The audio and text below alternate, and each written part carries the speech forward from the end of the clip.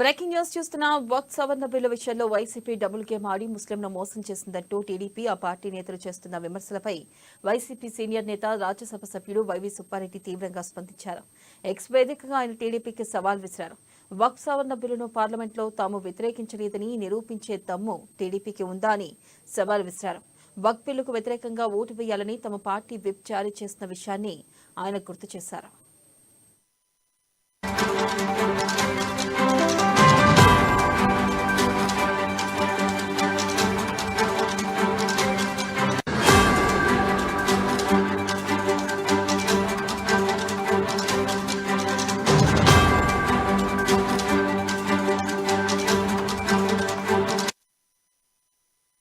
వక్ఫ్ సవరణ బిల్లును తాము వ్యతిరేకించమనడానికి లోక్సభ రాజ్యసభలో రికార్డైన కార్యకలాపాలే సాక్ష్యమని, రాజ్యసభలో వక్ఫ్ బిల్లుపై తాను చేసిన ప్రసంగం మరో ప్రత్యక్ష సాక్ష్యమని వైవీ పేర్కొన్నారు.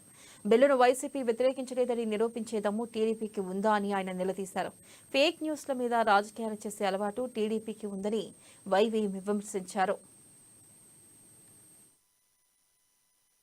రాబోయే రోజుల్లో ఎందుకంటే ఎలక్షన్స్ ఏదో 4-5 సంవత్సరాలకు వచ్చే పరిస్థితి లేదు. ఈ రోజుల్లో తప్పకుండా జమిలీ ఎలక్షన్స్ రాబోతున్నాయి. 2027లోనే మళ్ళా ఎలక్షన్స్ వస్తాయి.